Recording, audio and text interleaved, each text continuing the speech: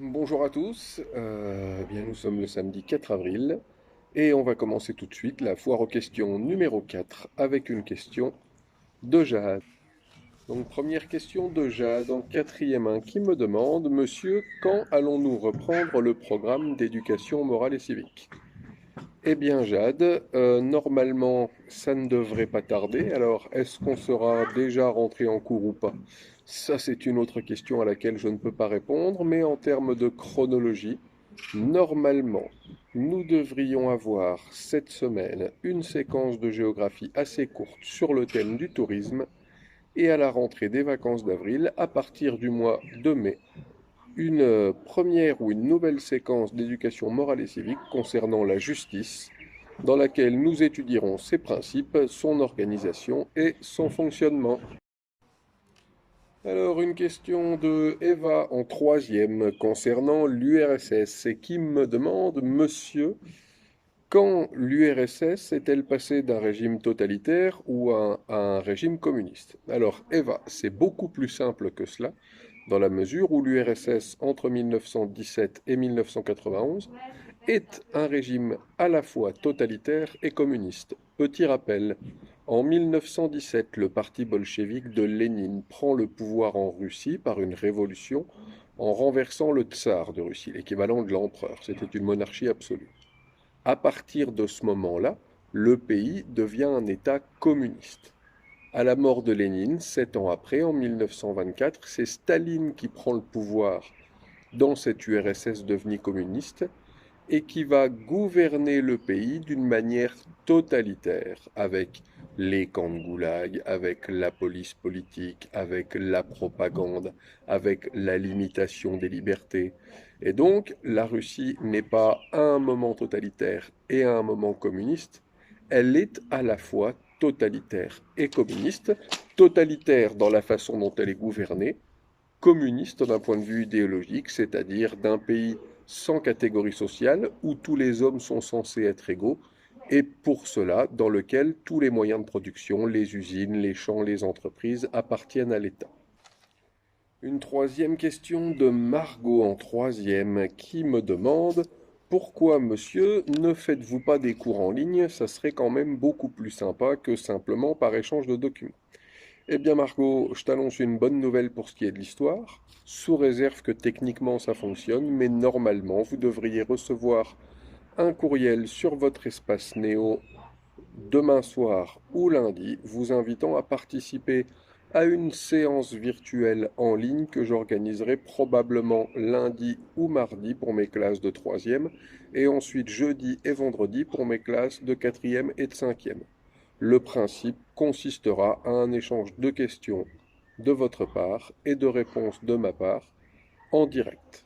J'espère que cela fonctionnera, j'espère que cela vous donnera satisfaction. En attendant, ces petites foires aux questions sont là pour maintenir un lien un petit peu plus direct. Voilà, surveille bien ta boîte mail Néo, normalement, des nouvelles de cette classe virtuelle assez rapidement. Quatrième question de Tom en cinquième, qui a dû voir un reportage sur l'histoire de France, et notamment sur le règne de Louis XV et Louis XVI, il me semble, et il a lu ou entendu dans ce reportage que Louis XV portait le nom de Louis Capet. Et il me demande donc, est-ce que tous les rois de France appartiennent à la dynastie des Capétiens?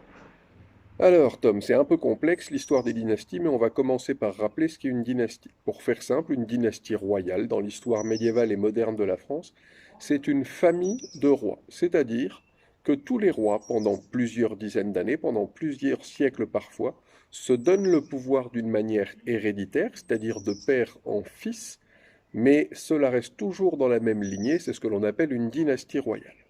Alors, pour répondre à ta question, non, tous les rois de France n'appartiennent pas à la même dynastie. La première dynastie est fondée par le premier roi des Francs, premier roi de France, mais dans la réalité historique, le premier roi des Francs qui est Clovis. Et Clovis va fonder la dynastie mérovingienne. Les Mérovingiens vont régner sur la France, c'est-à-dire les descendants de Clovis, fils, petits-fils, arrière-petits-fils, etc., jusqu'au IXe siècle, où là on va avoir un changement de dynastie, de famille de rois, parce que la famille des Mérovingiens n'est plus considérée comme capable de gouverner, elle est considérée comme trop faible par les grands seigneurs du royaume, qui vont donc les remplacer par les Capétiens. Il y aura un nouveau changement de dynastie vers le XIIe-XIIIe siècle où on passera à la dynastie des Valois.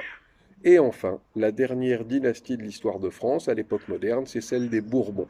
Louis XV et Louis XVI appartiennent aux Bourbons, mais s'ils prennent le nom de Capet, même s'ils n'appartiennent pas à la dynastie des Capétiens, c'est pour montrer qu'ils se placent dans la continuité des grands rois de France capétiens du Xe, XIe et XIIe siècle, qui étaient notamment, il y avait Philippe Auguste dans ces rois capétiens, celui dont on a parlé en classe, qui étaient notamment des rois qui ont renforcé l'autorité royale, et prendre le nom de Capet pour Louis XV, c'est un moyen de montrer qu'il veut affirmer et renforcer son autorité. Et on finit donc avec les 2800 questions de Margot en quatrième 1 qui concernent toute la leçon sur les migrations. Alors, Margot me demande pour commencer quel est le pays qui accueille dans le monde le plus de migrants. Eh bien Margot, la réponse est simple, claire, nette et précise. Il y a un pays dans le monde qui est le plus grand pays d'accueil du monde et sans aucun doute ce sont les États-Unis d'Amérique qui accueillent plusieurs dizaines de millions de migrants. Alors, Margot me demande ensuite, et en Europe alors, combien en accueille-t-on? Selon les derniers chiffres qui datent de 2019, il y a en Europe une vingtaine de millions de migrants sur plus de 450 millions d'habitants dans l'Union européenne.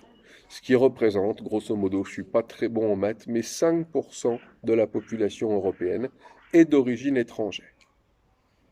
Alors, Margot me demande ensuite, mais alors qu'est-ce qu'on fait pour freiner ce mouvement des migrations?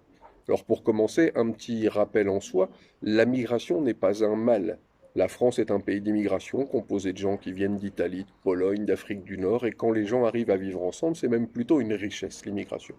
Cependant, il y a à peu de choses près trois choses qui sont mises en œuvre plus ou moins positives pour réguler l'immigration. Il y a tout d'abord les politiques migratoires, le fait de plus ou moins surveiller tes frontières, de plus ou moins accepter que de nouvelles personnes arrivent chez toi d'origine étrangère, etc., etc., etc. Il y a évidemment l'aide au développement des régions émettrices de migrants, c'est-à-dire permettre aux pays les plus pauvres d'Asie ou aux pays d'Afrique subsaharienne de se développer, de créer de la richesse, de créer des entreprises, et donc de donner de meilleures conditions de vie à leur population, ce qui évidemment freinerait les migrations, parce qu'on ne quitte jamais son pays d'origine par plaisir, on le quitte notamment pour ce qui est de l'Afrique subsaharienne, parce qu'on y vit trop mal. Et il y a un dernier point, c'est effectivement le problème des guerres, qui est un autre grand, comment dire, les guerres sont la dernière grande explication des grands flux migratoires en ce moment.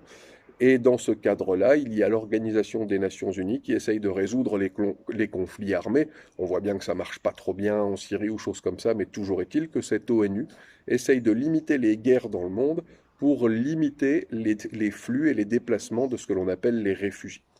Alors, la dernière question de Margot, c'est est-ce que le réchauffement climatique va avoir des conséquences sur l'évolution des flux migratoires? Margot, la réponse est évidemment oui.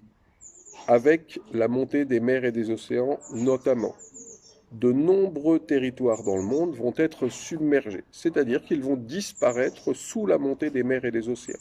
Toutes les populations qui vivaient sur ces littoraux, et cela représente des dizaines, voire des centaines de millions de personnes, ne pourront plus de facto y vivre. Certains vont évidemment migrer à l'intérieur même de leur pays, mais pour beaucoup d'entre eux, ces migrants climatiques vont quitter leur pays pour aller vivre ailleurs.